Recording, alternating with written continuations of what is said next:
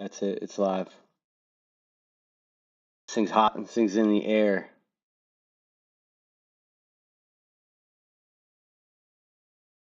What's up, everybody? We are live for the 22nd. Check that out. 22nd bi-weekly Discord meeting. So think about that. Next month, which we'll talk about later on, but the Discord meetings will be number 23 and 24. And those will be, I mean, obviously 24 because we do like 2 a month. That'll be a full year of the at what cost bi-weekly Discord meetings, and we haven't missed. We've been every other week. We haven't missed a beat. That's pretty sick. In the world of like union excitement, things have gotten super quiet, which has been kind of nice. Rayleigh's is dragging their feet like a bunch of monsters. Honestly, they have no reason to be doing that because obviously they waited the entire time for our situation to end. And so, like, their contract expired at the same time, April. And now we're just chilling. Like, not even.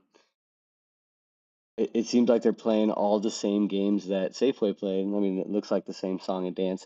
But the sad thing is, like, the union just seems to be like playing along with it. It's like, what's going on? Like, we're in way past territory for them. Like, if we were getting ready to strike because of not bargaining in good faith, like, where's Rayleigh's at like August 27th? I think that's kind of how I feel about it. But it's been super quiet. It's like back to business as usual now that these Safeway contracts are over. Everybody's just chilling out, like not. They're not fuck. They don't. They don't care. I don't see like the reps haven't been around. It's been pretty quiet. I did see one of our guys, Rafiki, came through super fast, but it wasn't for anything. But that's actually been kind of nice. Like we saw a pretty good, like a good burst of growth during all that contract negotiation and ratification process. Like that was all pretty crazy to go through. And so it's kind of nice to just kind of like, whoa, like chill out and relax. I did go a little crazy today and wear a UFCW t-shirt to work just to kind of rattle the cage a little bit. That was fun, and that worked. And then I got told to put my polo on, which I promptly did. uh, so that was a fun little experience. But yeah, I tried to wear a UFCW t-shirt in there, and my store director was like, "Get that shirt off." I'm like, "All right, you got it." Luckily, district manager came in, so it was cool. I'm sure she was very happy that I did even bring my right dress code shirt to change into. But other than that, it's been pretty chill. We were just talking, Jake and I, before this, and the reps, haven't really been out and about too much in his area, even though he's got an active contract going on. So it seems like everybody's kind of putting their feet up on the other side of the Safeway contract shenanigans. That was pretty like intense and active moment, but now it's time to like kind of move over into the next phase of things, which is the hey, like we asked for a lot of stuff like throughout that process, like through over the last year. Like I said at the beginning of this, like we're gonna be 24 meetings in after the next month of meetings, and like we've asked for things like, hey, can our union meetings be on Zoom? They said no, so we've traveled to all three of them, all that kind of stuff. And hey, can we participate in bargaining? Can we see any of these proposals? Can we know what our strike pay is? Can we have shirts with UFCW local 8 logos on it? On and on and on and on. We've been trying to kind of activate and get our local going, our union going, to little or no avail. And so now, as we kind of are in between contract negotiating, the question becomes like, what do we do? Like, we want change, we need change. Asking nicely hasn't been working. So we have to be prepared to take the next step, like in that process. And people in At What Cost have been uh, having conversations about this and have like come to a conclusion about what that next step kind of looks like. And we'll talk about that more. But like, just know that there are people that are like dedicated to improving UFCW and improving UFCW Local 8 specifically. And they're ready to spend this time, this upcoming chunk of time, getting ready for that next step. So that's been really cool and exciting to see and to talk about. It's got me like super pumped up. Um, but just know for people that are watching this meeting or that are catching this later on that like in this situation, especially this situation, like when we're talking about, doing this thing that we're gonna go cool into and exciting to talk to at a little bit, talk to, right after this, basically, in the course of this meeting. That's gonna take like the solidarity and the support of all of our brothers and sisters in Local 8. People in At What Cost that have been an active part of all of these things that we're doing, that we're building together. Obviously, their participation, but everybody else in the union is going to have to get involved too, because this is going to be something that is a huge change in the way that we think about our unionism and our role as union members.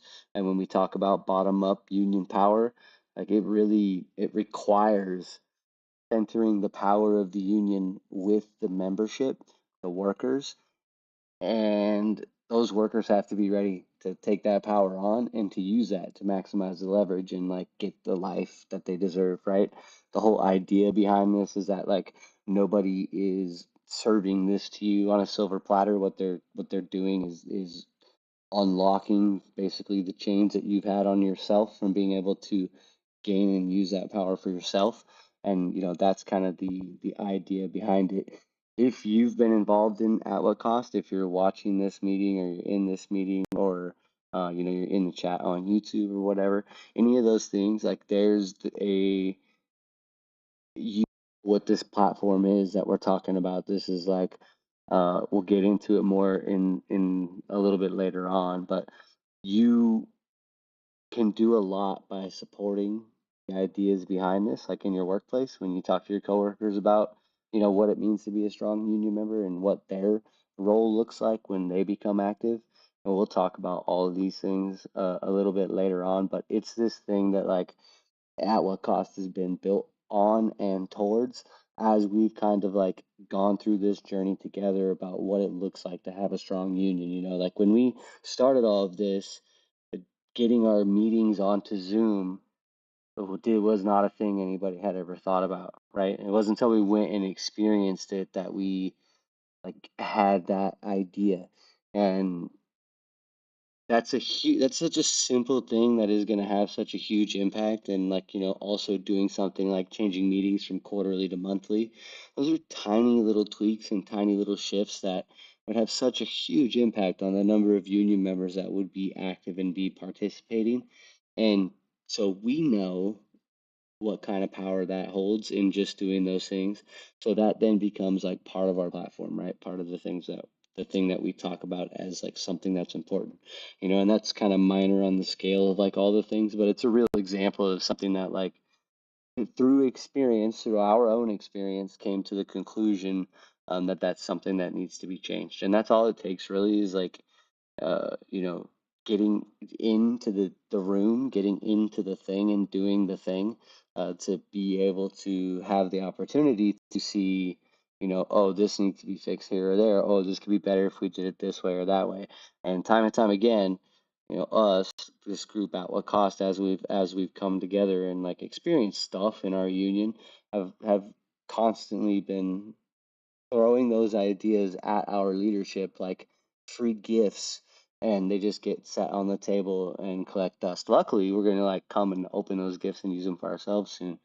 But that's what's been happening. So if you've been here and you've been participating in it, you know what we're talking about. We've all been building solidarity. Like I'm looking at the people in this room right now that are in the Discord server, and I will, as we go into social media, like highly encourage anybody who wants to get active to join the Discord server. But there's lots of other ways to get involved. But this is, the place where the conversation's happening. You see like chat like unfolding over there in the hall.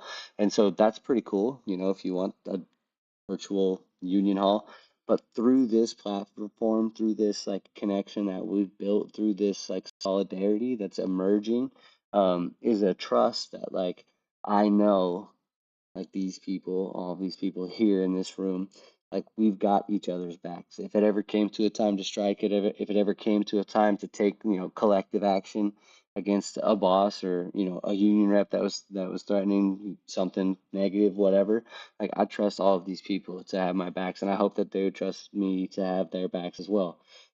That's built over time, and we need that to win this fight, so we have to like start building and keep building that, because if we're gonna successfully move into this next era that we're talking about, there's going to need to be a lot of trust, a lot of solidarity, and a lot of member activation and participation behind all of that. So with that in mind, uh, let's keep rolling. Does anybody have anything they want to throw out at the open of this thing before we kick into this agenda? What's up, everybody that's popped in? Marisa, Alex, etc., etc. Sandra, I see you. Hello.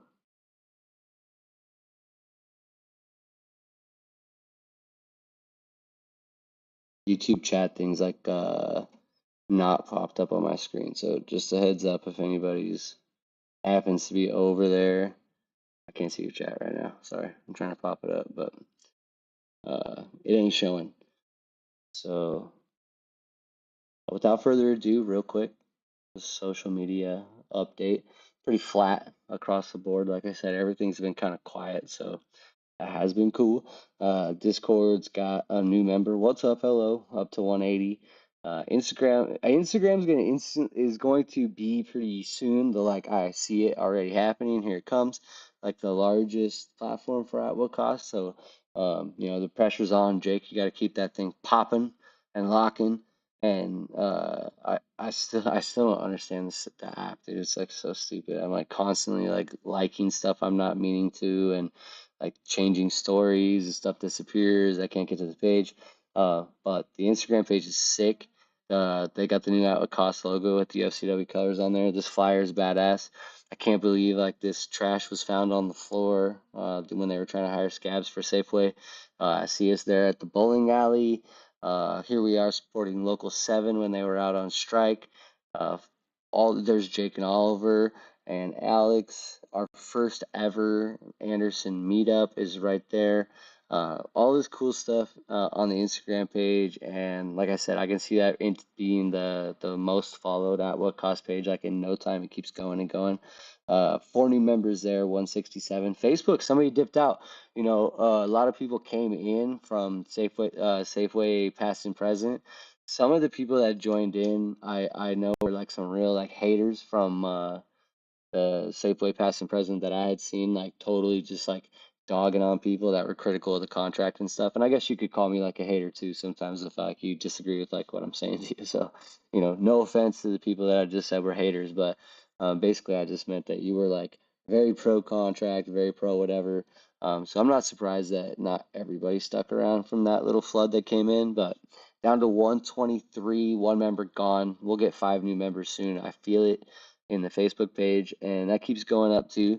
Like it's cool to like see this crossing over into the hundreds. YouTube's up 6 people, 120, and TikTok 1440 is down 4. This is like just like a floating there page. If anybody out there wants to take on the TikTok page and like make that an at what cost like TikTok page, feel free. My daughter is officially like put in her 2 weeks. She had like kind of claimed that for fun and then didn't really do anything with it. But she's going to be dipping out and working at the school that she's going to. So that page is going to be, it's available. It's been available if anybody wants to take it. And with that, if anybody has like any other social media platforms that they use and they want to make an at what cost page or some type of, form of at what cost through any of the social media platforms that they do use, but specific to something they believe in, just a reminder that this is not owned by anybody. This group's wide open, so feel free. And there's a link here in the agenda for those who don't have the agenda. Here it comes. It's this link is the link basically. I feel like good to see you. It's good to see you with the waves. Uh, it's the shrimp boat, Forrest Gump. The link that takes you to the page that has all the other links to all the other social media pages is great to share because it just obviously people connect in all different ways. So it's really easy for those that can see it on the screen. There's YouTube, Facebook, Instagram, Discord, store, and a contact form if you want to fill it out and get text messages or emails whenever those go out from At What Cost. So that's just another way that we try to meet you where you are. Social media, boom, boom, boom, connect, gotta do it, good stuff.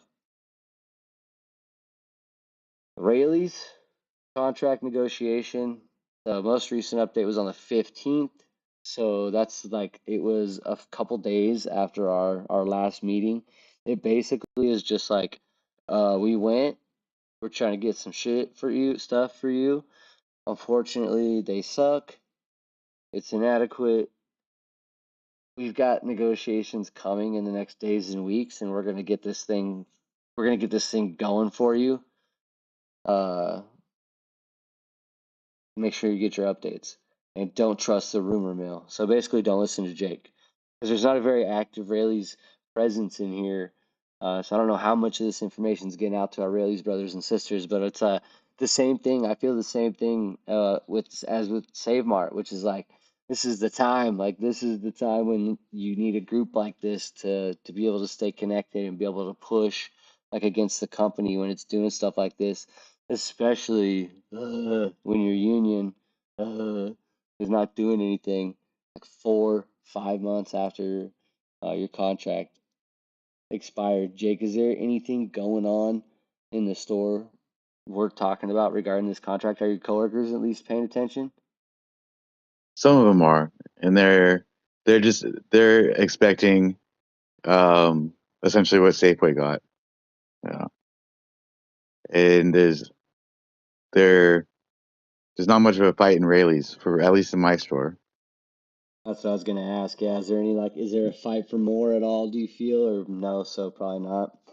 Well, No, they figure everybody's figuring it's gonna be between 360 and 4, over the next 3 years. dude, So, if you get four between the last bucks, contracts. if you get $4, Jacques Laval punished everybody because of at what cost specifically, and for that I apologize, and we will get our revenge. Yeah, we'll see how it turns out. I guess the 29th is the next day they're gonna be talking. So. Okay, that's coming up. That's this Friday, so keep your eyes peeled on the Rayleigh's Contract Talk channel. Jake's been keeping that updated.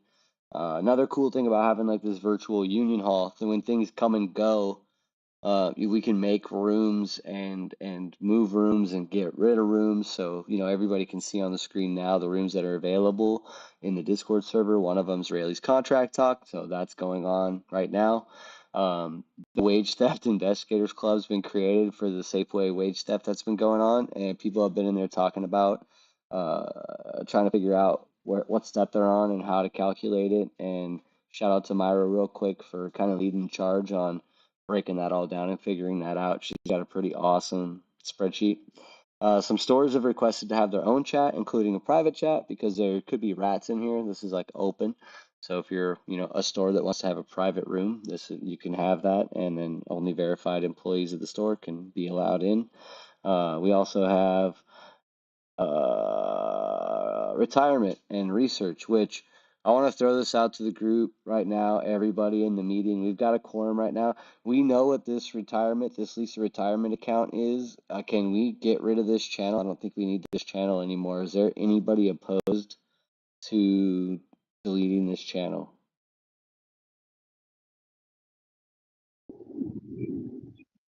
Nope.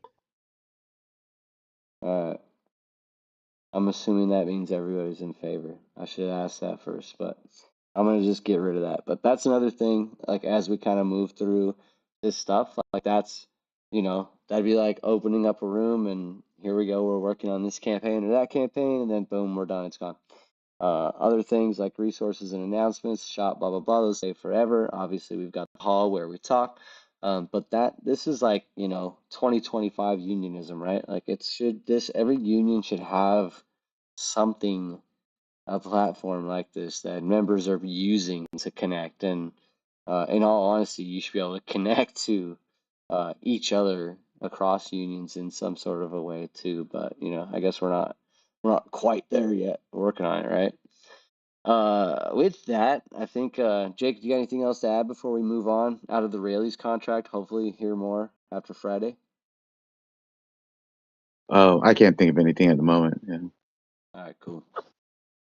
I hope you guys get $4, to be honest. I said that like rudely, and then I was like, wait a minute, dude, it would be actually awesome if they got $4. Like, isn't that so weird how we're like, we do kind of like compete against each other on our contracts, which is so silly because they're all like, they collude on pricing.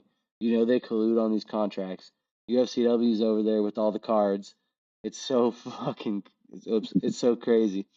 Uh, yeah, all right, let's roll this baby on. So, running for local office. That is, some of you may have gone to the labor notes. There was a labor notes seminar like not that long ago called Running for Local Office. I was lucky enough in November when I went to that TDU conference in Chicago. I got to go. One of the workshops that I did was like running for local office. There was a People have like asked numerous times, like my rep, when he's like, dude, you're just trying to take my job, and oh, are you just want to like get $300,000 salary or whatever? I see your plan. That never was the intention, but I will never ever forget when talking to the Teamsters at that conference. This moment where we were like, it was in between workshops, and we were all kind of talking in the hallway about what had happened, and they were like, "Oh, dude, are you gonna, the UFCW is like in need of a lot of change." Like the one thing that was like a common theme throughout that conference specifically and a lot of the other like educational workshops that we've been to that involve other unions, one common theme that runs throughout those is that the UFCW is like it's in need.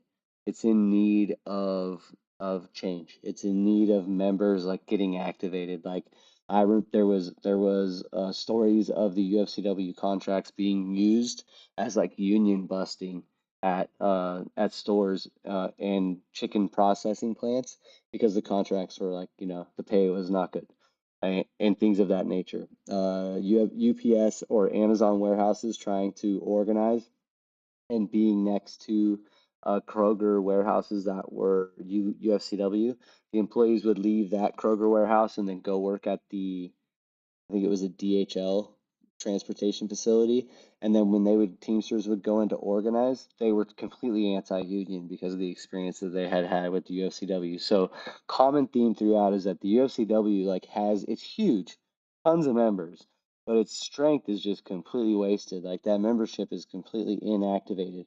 And I think if you look across the landscape, you totally think that. And for every UFCW member, most UFCW members, shout out to the ones that this doesn't apply to. But for most of us, I think we feel that too. Like we're not activated. We don't have any channels to, get involved to leverage our power as a big, huge, gigantic union. And that is, that's known out there in the labor movement. So those Teamsters were like, what are you guys going to do? How are you going to fix this? And at the time, we were doing our survey. So we were talking about that and how we're going to present it to leadership. And they just straight up said, like, you got to run for office. And I was like, dude, I do not want to run for office. Like, I just stepped down from management. This is not, I was salaried and slaved away for 13 plus years. Jake, that is a sick, sick flyer. Slaved away for 13 years, and I'm trying to chill right now. And they said, if not you, who? And if not now, when? And the reason I'm saying that out there to everybody is because that question is a question that everybody needs to ask themselves that question. Like, if you are a person feels like your union needs change or needs improving or needs members to be more active or needs something and is not getting it, Like you're the person. Okay, I'm telling you, like there's not enough of us out there that are wanting to take this step like out and put themselves out there and do it and like I just said, confessed, like some of us are doing it reluctantly, but it's something that if you really are principled in this sense that it's something that you believe in, and these things that we've talked about and we've come to understand together as we've explored these ideas of like member democracy together, that if that's something that you think needs to be in our union, there's nobody else that's going to put it there. Nobody else is willing to do that. And every person that I've talked to, any person that I've ever asked, like, hey, do you think open bargaining would be beneficial to the membership? Do you think we should know what's going on in there? And no person has ever said no.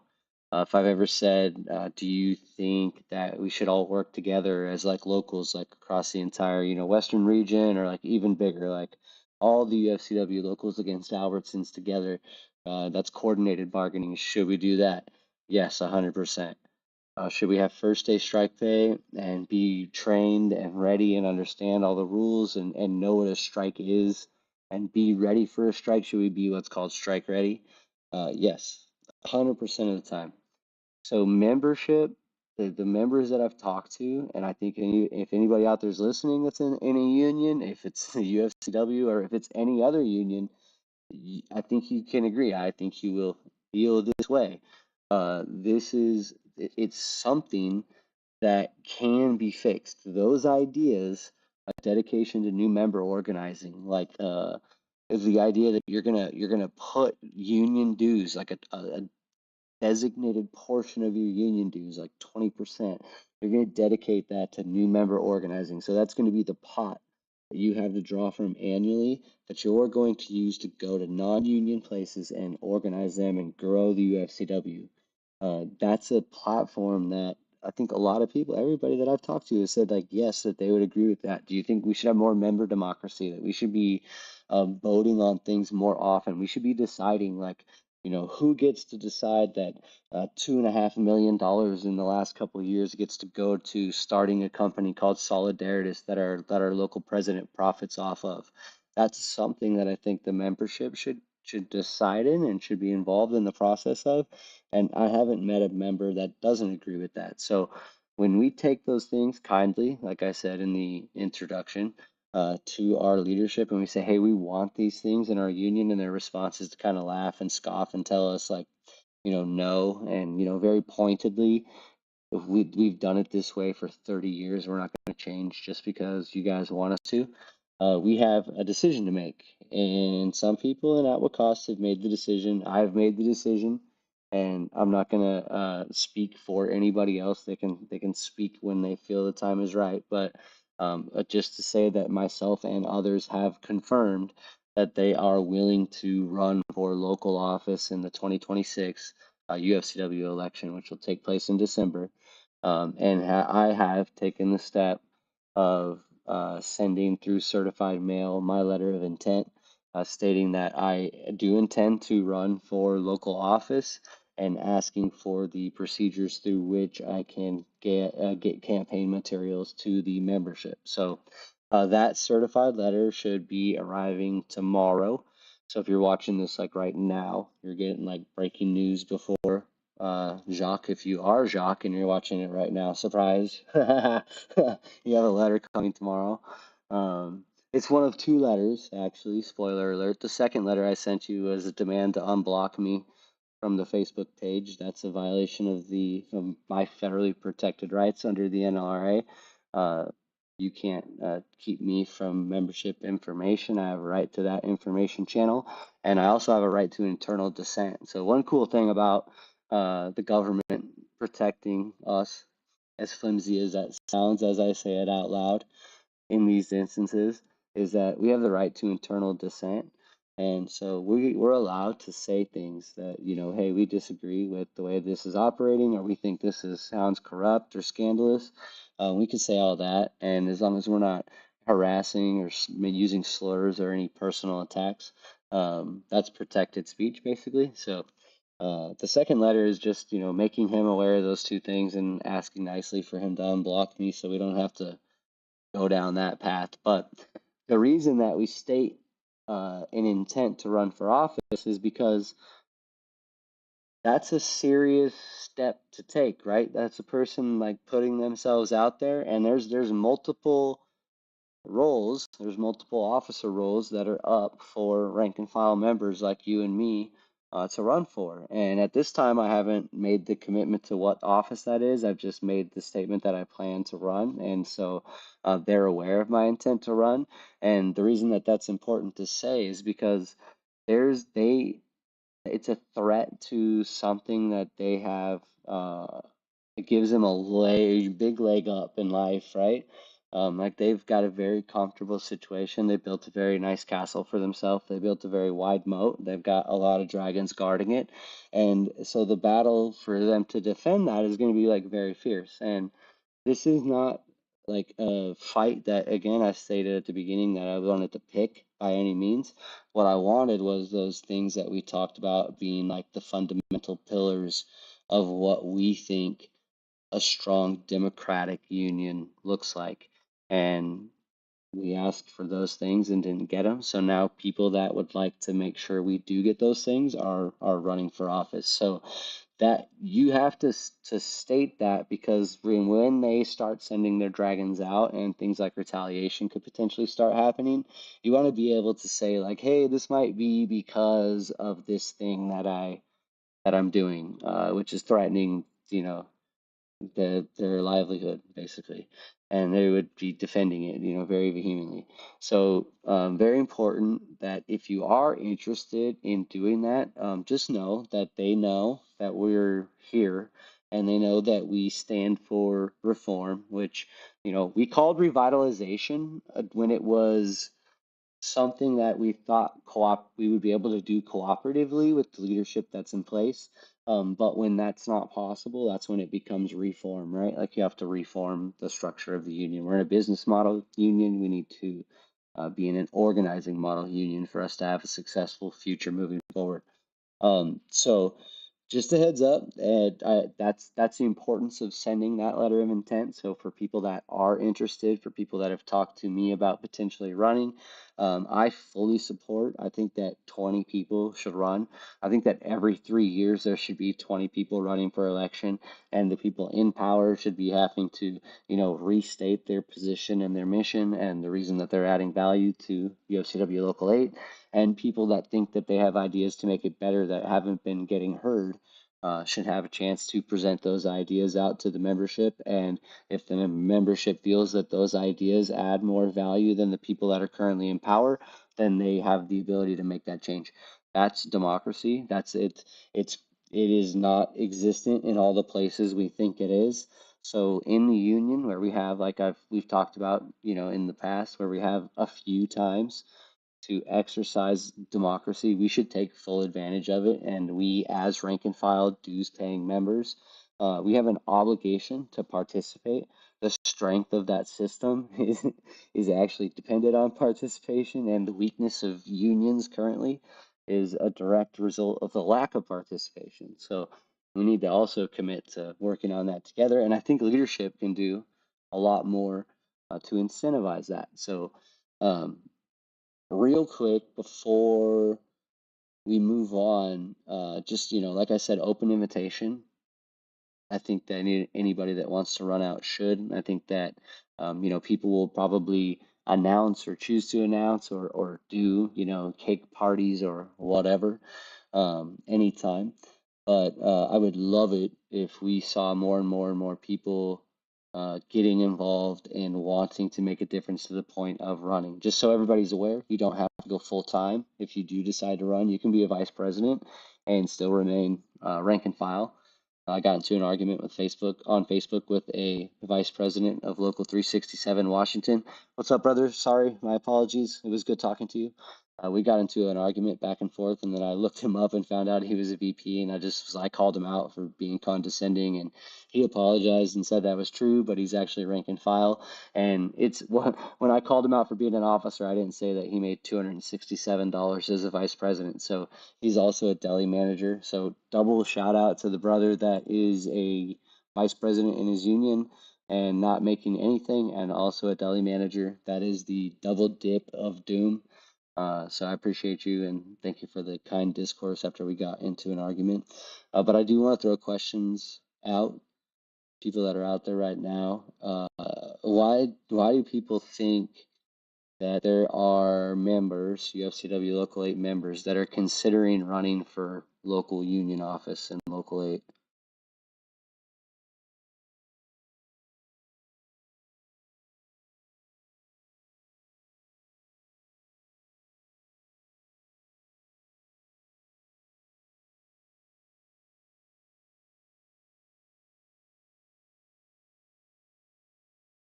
Repeat the question. There are people that they're UFCW members. Like this hasn't happened. I don't in a long time, like 30 years. Uh, People that are considering running for office, and like I just like said, I'm running for office. Why do we think that that's something that's happening right now? All like to see change. We'd all like to be counted. We'd like it to be different than the status quo that we've found to be inadequate.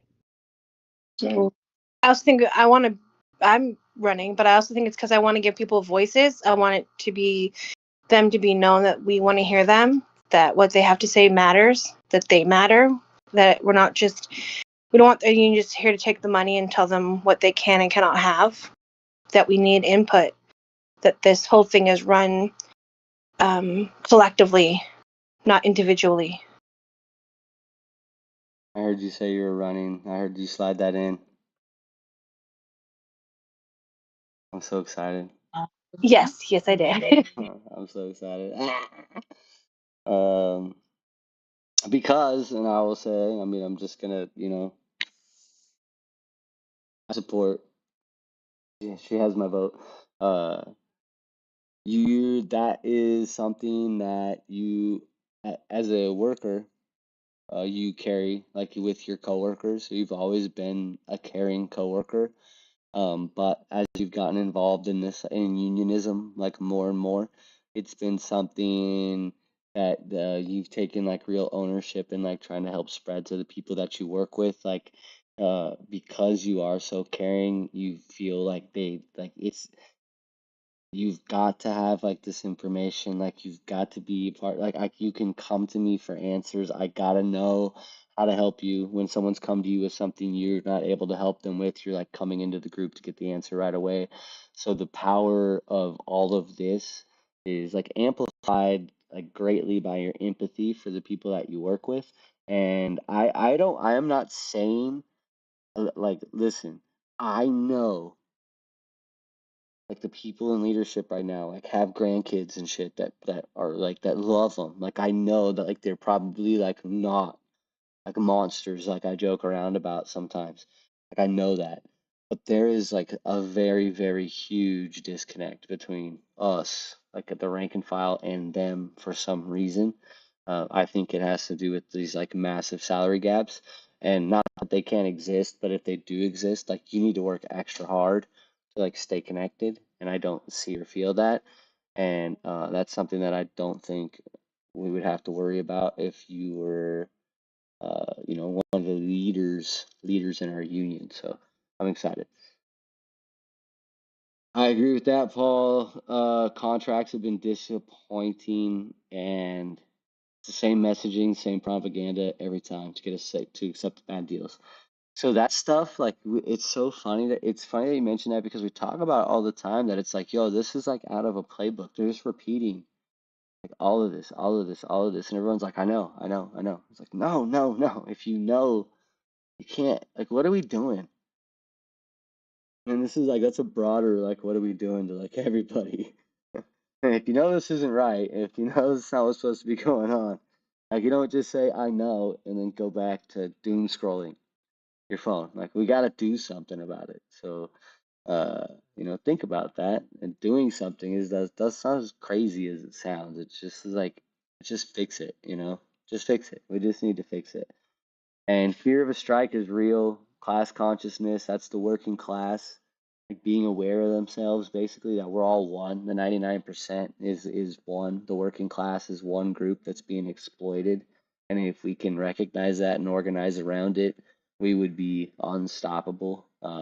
All very good points being made in the chat by Paul. Uh,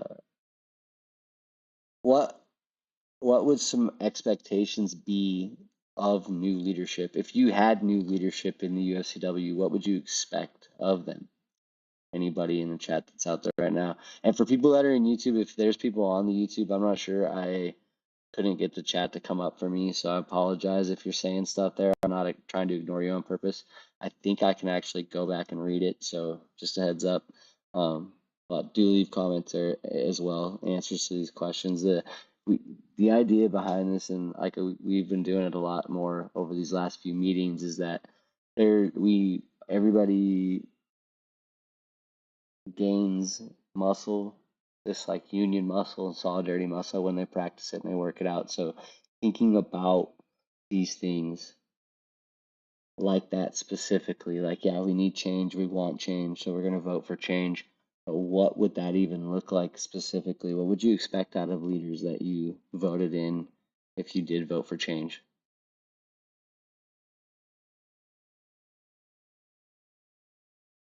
If I voted for change, I would expect my representatives to listen to me, not just me, but everybody else. I don't think the whole world revolves around Gina, unless I'm here. Then when I'm at home, it does. But because my boyfriend just gave me a look. Yeah, yeah, he's like, I know that life. Nobody's signing up for Uh, that. but I would expect more transparency than everything that we've been complaining about. I would expect more better communication. I would expect somebody to be fighting for me, which I don't feel like I'm getting. Yeah, I think we would have a lot to gain. Transparency and communication. Monthly meetings would be really important. I think pulling rank and file members up into like these different aspects of the union, like when we're organizing like new shops, when we're bringing in new union members, you want to have like rank and file people that get to come out of the stores and participate in those projects and take ownership and feel like they're a part of like building and strengthening the union. And then they also have that connection, that shop floor connection to the worker that is, in the store that's not organized or the company that's not organized, say it's a Walmart or something.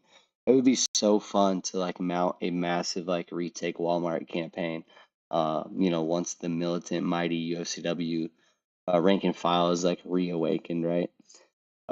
Yeah, that's it. Like you can mobilize, like that's the missing link. And one of the big things I'm saying about like Solidaritas, and the reason I bring it up is because like the pitch for Solidaritas is that uh the money that you're paying in your dues and the money that you're losing in wages that's getting pumped into the trust fund instead is subsidizing your health care that you're receiving at no out-of-pocket cost through Solidaritas. So what Solidaritas is like a workaround campaign. It's basically a miniaturized version of universal health care for union members. And so if you're a proponent of that, if you think that's a great idea, then let's just keep going and let's take it off the table of our jobs so that we don't have to be beholden to our employer or our union president because we're dependent on insulin, for example. Let's take the Solidaritas hope and dream to the next level and just nationalize that and make it something that we all provide for each other, as human beings. And to Paul's point about raising an army of volunteers, you can mobilize the UFCW membership around positive change like that. And that's a huge missing opportunity for us as a local. and at us as a union specifically, which is like double bad because, I'm going to get banned off of YouTube for this, but because we're tied to the AFL-CIO, and the AFL-CIO is a massive Democratic Party, progressive party machine that spends millions and millions and millions and millions of dollars pumping out candidates basically for office and trying to get people elected. And they failed miserably in this last cycle, but they flew union members out from the West Coast to the South, knocking on doors, trying to convince people to vote for their candidates. And I don't think that's the strategy. I think that's a money sucking machine, and I think it's fueling the continued demise of the working class, of us the people. But I do think that us the people, the working class, have the ability to self-organize, like Paul mentioned, around the things that we do believe in and actually push those and make those things become real, like these things that we're talking about that we want to see from our leadership. And the reality is that what we want to see is leadership that allows us to achieve these goals for ourselves, right? Yeah, that's true. Being healthy makes us more strike ready, and also taking that off the table for leverage makes us more strike ready. So strengthening the pillar.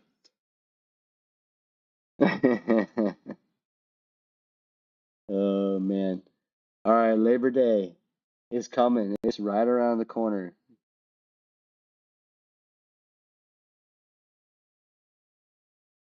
Yes, Jenica's right. It's finding the membership where they're at is super important. The union the union constantly tells us like if you don't come to us, you don't care enough. And that's a real like kiss my ring, I'm the king mentality for sure. The opposite is like servant leadership, right? Like you're gonna come to them and make sure that their needs are met versus vice versa. Make sure my needs are met and you get a sick ass job down the line. Labor Day picnic is right around the corner up here. I'm sure everybody in their cities and towns are having a Labor Day picnic. Up here, the I think it's called the Five Counties Labor Council, of which the UFCW is a part of, puts on a Labor Day picnic at Anderson River Park every Labor Day. And one of the radicalizing moments for me came last year as a UFCW member. We went to the Labor Day picnic for the first time, me and a coworker, and there was nobody there from the union. There wasn't a single person there from the UFCW, which absolutely blew my mind because as a store director the years before that, I ran the store in Anderson, and because of that, when it was time for this picnic, representative. Her name was Ruth. Shout out Ruth, old postal worker from the post office down in Anderson. She would come to me and we would coordinate with the hundreds of hot dogs, hundreds of hamburgers, thousands of sodas, hundreds and hundreds of buns, like all the stuff that they would need for this picnic. We would get it all set up and ready to go. And I thought this was a UFCW picnic like every year. I was like, this is sick, dude. They don't do anything for their people. This is cool that they do this picnic every year. And then so I'm a UFCW member now. I'm gonna go get my hot dog before I can't get a living wage. So let me get at least some macaroni salad. So I go to the park and there's nobody there. But it's not a UFCW event. It's a full on like the Teamsters are there, the pipe fitters are there, the teachers union, electrical workers, like SEIU is there. You name it, the union was were there with their table and their tent and their flyers. And I was like, dude, where are we? This is crazy. Where's the UFCW? Like what's the deal? And my rep, he was there and he was like hiding behind the grill and he's like flipping burgers and I'm like, "What's going on, dude? What are you doing?" He's like, "Oh yeah, I gotta come here and do this for like 2 hours, then I can leave." I'm like, leave, bro. This is our picnic, bro. We're the stars of the party. That's our burger. Like this grill should be yellow and blue. We should be flying our colors off of this barbecue pit right here. And he's like, "Oh no, dude, I don't really get down with the politics of this place." And I like look around and I see like a few Harris Walls banners, but not very many. It wasn't like people were like, putting their face in like a Tim Walls cutout standee or anything. Like it was just normal union people shit. So I'm like, what, dude? I'm not. There's like clowns. There was face painting. There was a band that was not, singing. I don't know what left wing music is. They were singing regular country music. It was a normal ass picnic, dude. And I was like, that is weird, dude. I can't believe that. And so I asked him if we can get UFCW swag, and he's like, no, dude, we don't have any. And that was when we started making our first like shirts. Like it was absolutely insane. I couldn't believe it. It to this day, I still can't believe it. And so this year, like we're going, but we're gonna set up an at what cost table. I'm assuming there's not gonna be a UFCW table. I have no idea if there's like, you got to sign up or whatever. I'm just gonna say we're UFCW. Like we're that's my hamburgers over there, dude. And we're gonna set up an at what cost table, and we're just gonna chill. So if you're around and you want to come to Anderson River Park on the 1st at 11 o'clock, cruise by. I might not be getting there till like 11:30, 12. Just a heads up. I gotta go into work early so I can get off early. But the picnic starts at 11. Come hang out, come chill at the Atla Cost table. I'm gonna try to make some flyers over the weekend. I saw a sick one up here in the chat earlier, so we might print out a few of those. That one's rad.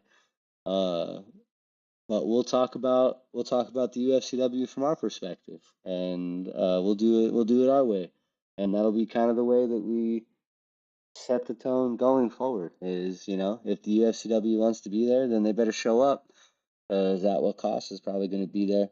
Um, and to that end, we talked about campaigning, and we talked about running for office, and we talked about uh, all the things that are going to be happening on an election side of the UFCW tonight. And so I want to just reiterate and restate that this is a fully open platform. Jacques Laval could be in here right now. He would have I would not speak happily, and he could speak for the entire time. He could have the night. He can go into tomorrow. He can show us his bargaining chops and roll us all the way into 3 a.m. and then just be like, all right, cool, I'm out, and drop the mic. Like he can have it, dude. I love your emojis. Jacques likes. Uh, this is open to anybody. The links are out there. You have open airtime, equal airtime, extra airtime if you want it. It's all yours. Labor Day picnic, it's coming. Would love to see you there. We're going to be visible in more events. Real quick for the group, I think this is an easy one. Should the UFCW be more visible and active in community events like what we see, like Labor Day picnics and things like that? Would you like to see the UFCW like out there representing itself and our union? Yes, Absolutely. yes. I think more engagement with Fire Union is only going to help. I don't think it'll hurt at all. And to be frank, I think it'd be a better way of spending their money rather than the 65,000 pence we get every day. Oh, that's C's Candy. Check it out. $25,000 a year. C's Candy gifts. You guys get it? Do you guys get gifts? I don't get gifts. Paul says yes. Absolutely, from Marisa. Encourage engagement.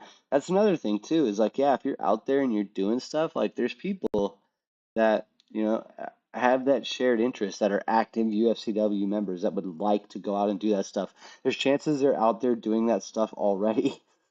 you know. It's like the basketball night, we just leached onto a group of dudes that were already playing basketball that are UFCW members. That's that's what's going on, and that's organizing, right? That's what's collecting and getting together around this idea that, like, when we flip the switch, we're working towards something bigger. Real quick, I snuck this in. I'm gonna roll through it. It sucks. That was a good segue about something bigger, but now I gotta throw this thing in that I put on the agenda in the middle. Table for the UFCW.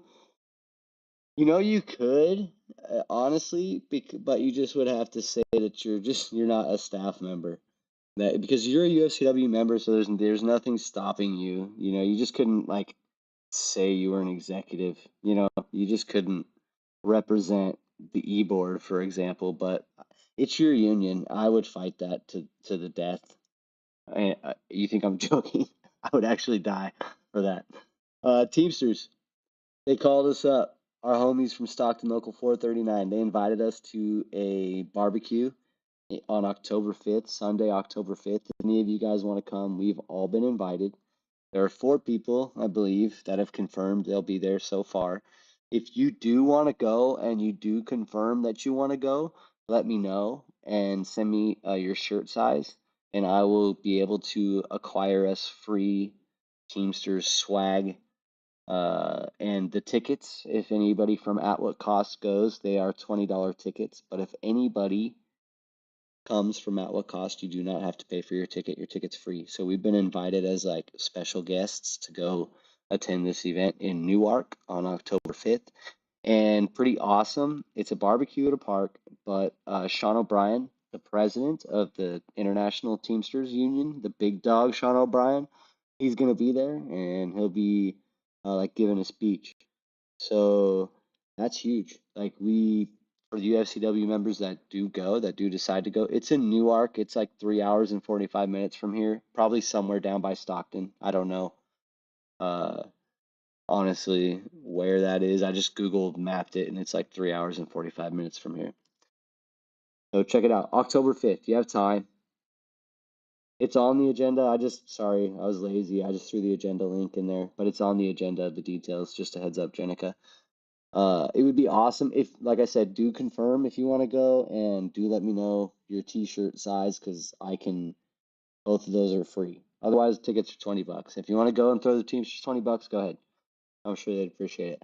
But shout out to Stockton Local 439 for the invite. We appreciate the solidarity and support. That is super cool.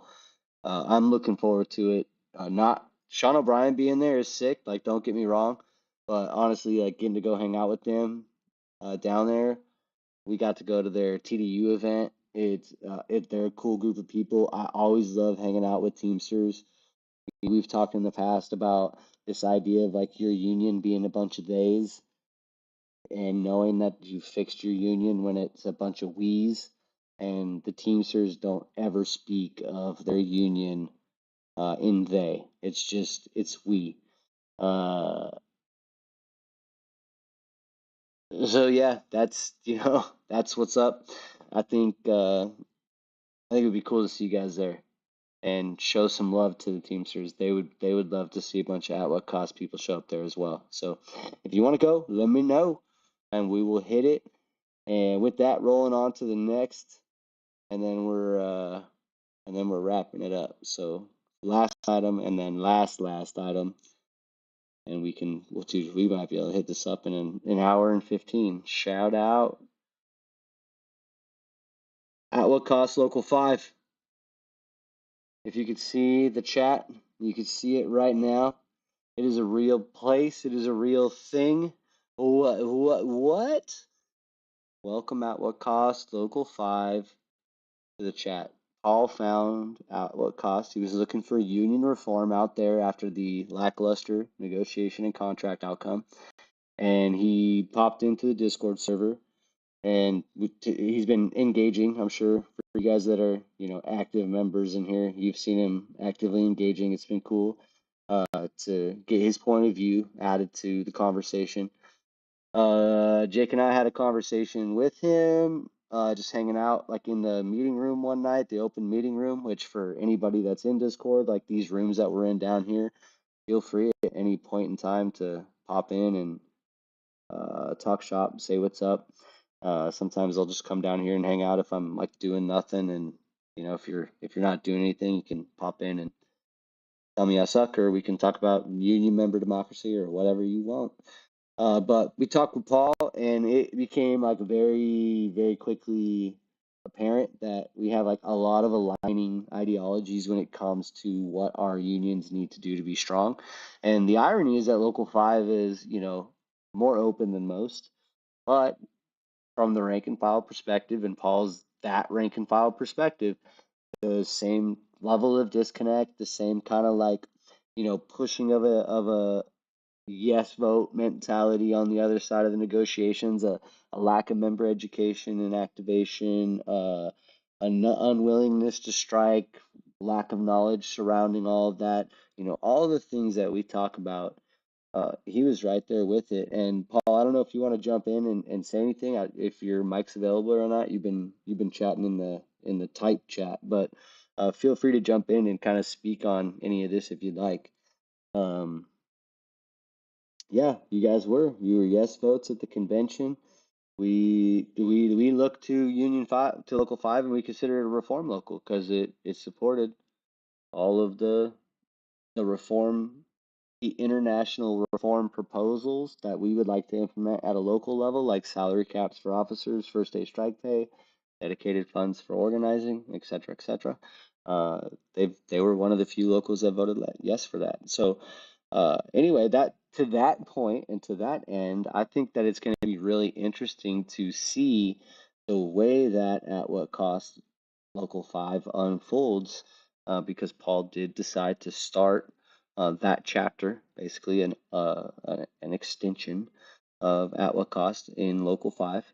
And that's how it can happen for people that are out there listening that might be from different UFCW locals. If you would like to do the same thing, this is a good time to remind anybody that there's, zero ownership of this thing. So feel totally free to, and I think it would be absolutely awesome. And if you do, I would love to be invited in. I think it's cool that I get to be in this one here and see, how it grows and builds from the beginning.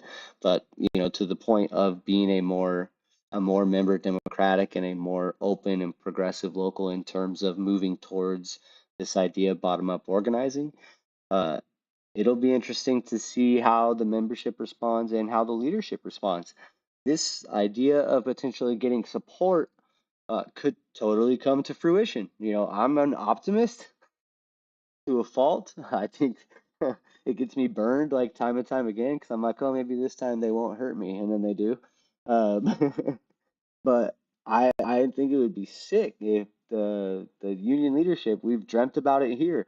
It would make this infinitely easier. This Discord would have thousands of people in it if the union leadership got behind and the union apparatus got behind, like pushing these things. So, if they see members like Paul connecting with other members and getting active and getting educated and getting involved, my hope is that they would want to take point on that and be a huge part of that. And so, this idea of workers waking up and kind of getting involved. Yeah, union bosses they still screw us, and ultimately the international still exists, and so it's still a cap on what we can do as a union body.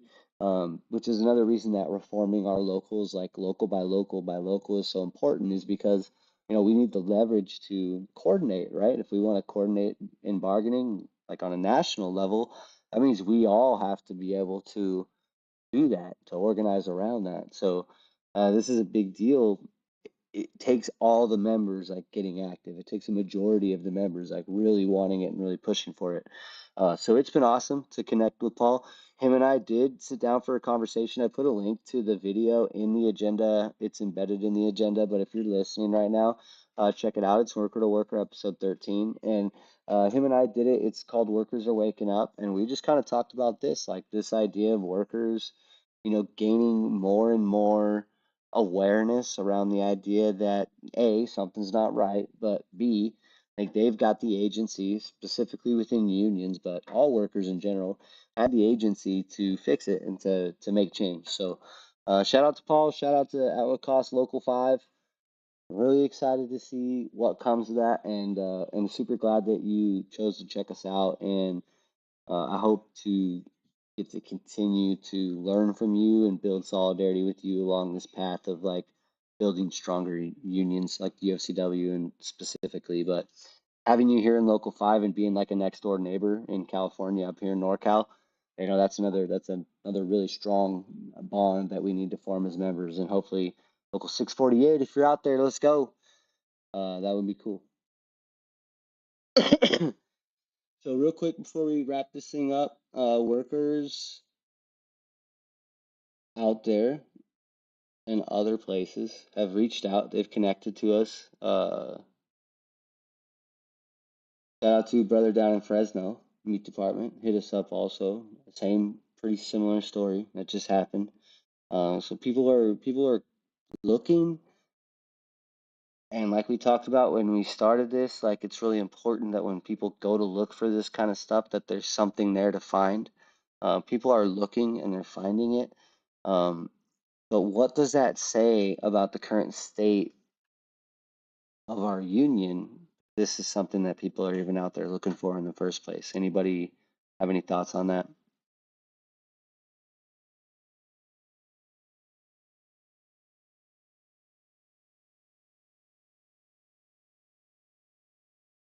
It just shows we're not alone. We're not alone in our disappointment and our issues, that it's not just a Golden State 8 issue, it's our entire union as a body.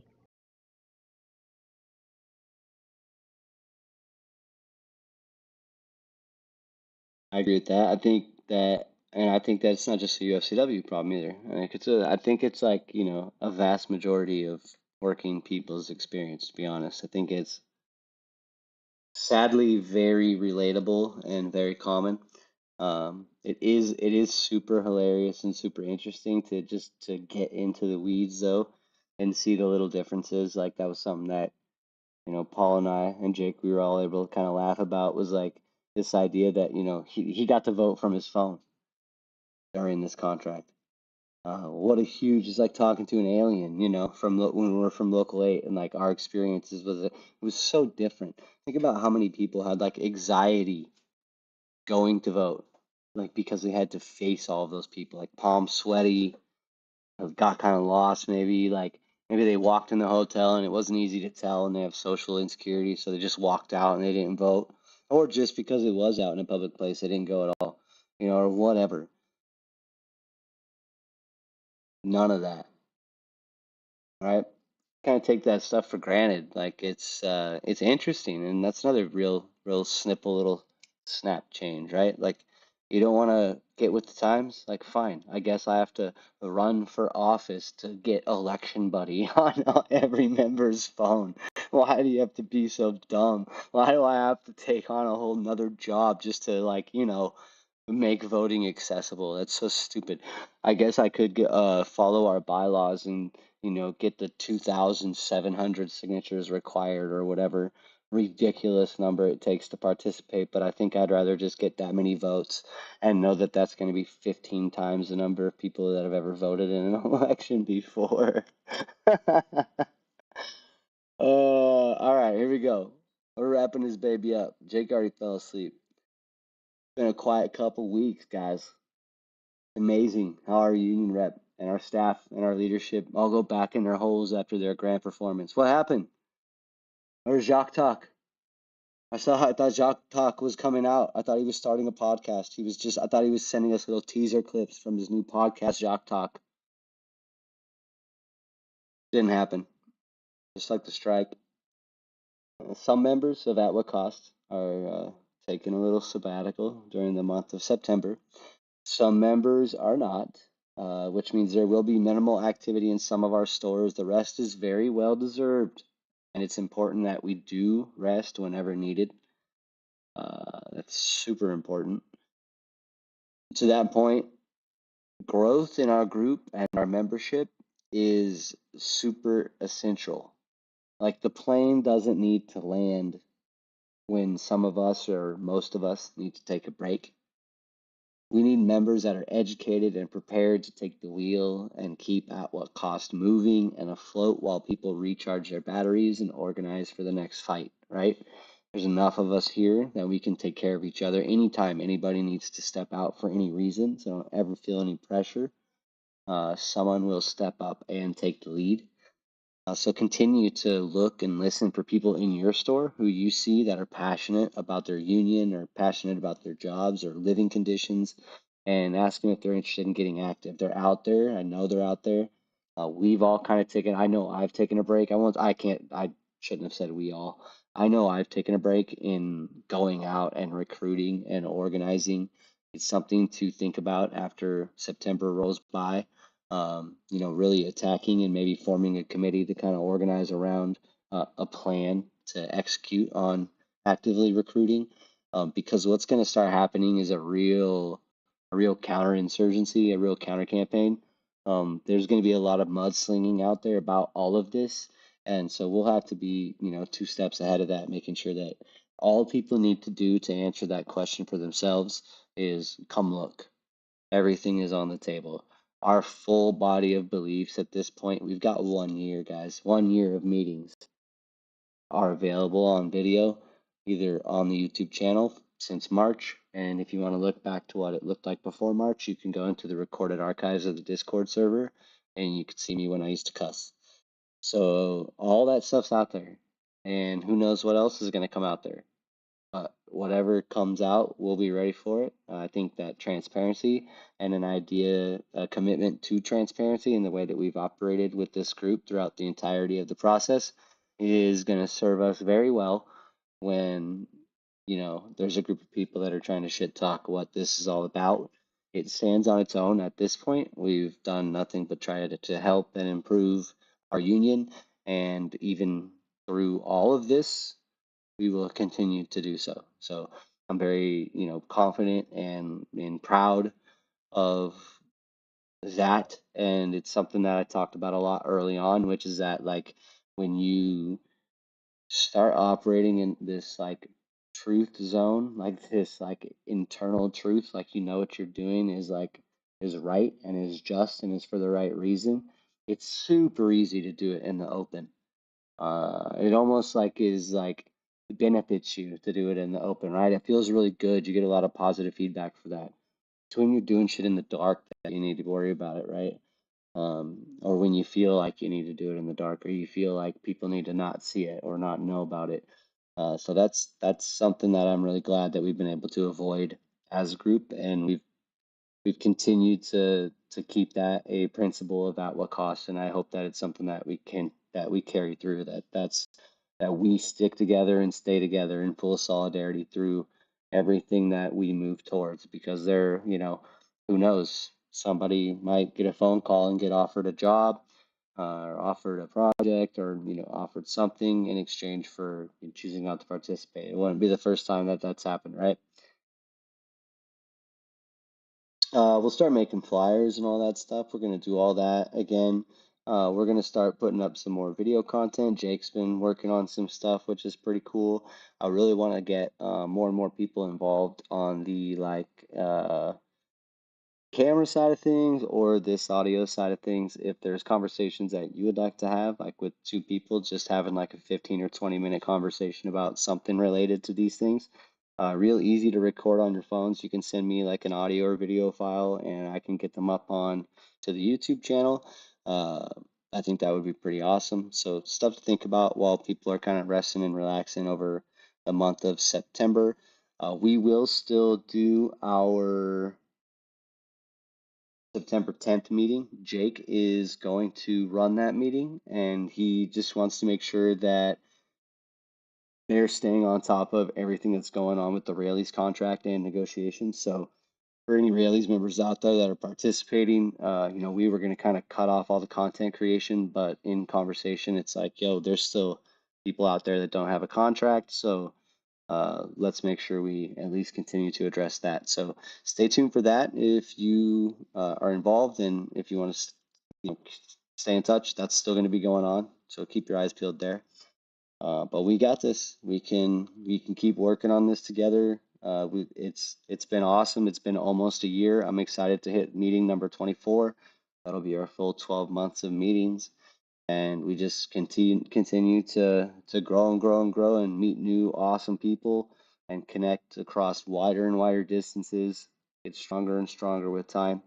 So I'm looking forward to everything that's coming, and hopefully we can get a lot of solidarity and support and backing from our rank and file coworkers out there that may have been hanging out on the kind of outskirts, watching everything that's been going on. But now that you've got fighters in the ring, now that you have people that have, stated their intent to kind of sacrifice it all in a run for office, it would be really cool to look back behind and see you standing there and know that you got our back. So hopefully we can continue to build that.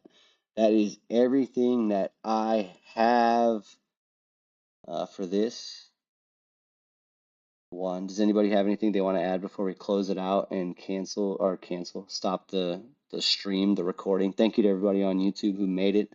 I popped in a couple times. It was very hard, but I saw that there were some people watching there. So sorry I couldn't engage in the chat, but thank you so much for jumping in on the live stream there. That's sick. And thank you to those who catch it later. Share it with a coworker. That'd be my one ask. Anybody got anything else out there they want to say?